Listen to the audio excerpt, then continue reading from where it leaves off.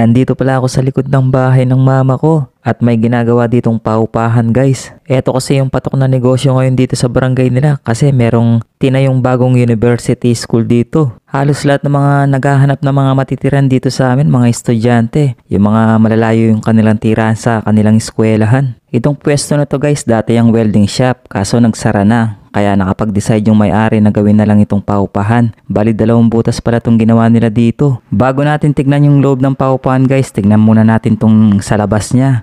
Itong hallway niya sa mga gilid guys, kasya yung 2 tao kahit magsalubong sila. Tapos gumawa sila dito ng parang lagayan ng mga lutuan nila dito. Yung mga stove nila dito ilalagay. Yung buong gilid nito guys, meron kang dadaanan hanggang dun sa pinakalikod. Napakaluwag pa nitong space nila dito sa mga gilid guys.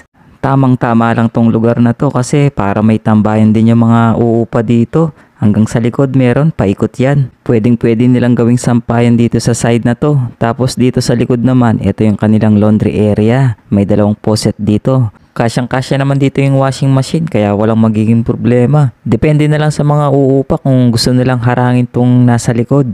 Total meron naman silang daanan magkabilang side. Dahil malapit na nga matapos to, siguro 1 week na lang daw matatapos na itong mga paupahan na to. Kaya magiging available na sila. Dito lang yan sa Barangay Santa Lucia, Santa Ana, Pampanga. Malapit lang to sa school ng Dabsu or yung tinatawag nila ngayon Pampanga State University. Meron silang campus dito sa Candaba. So ayan na nga guys, nakita na natin yung palibot ng kanilang paupahan. Tara, tignan natin.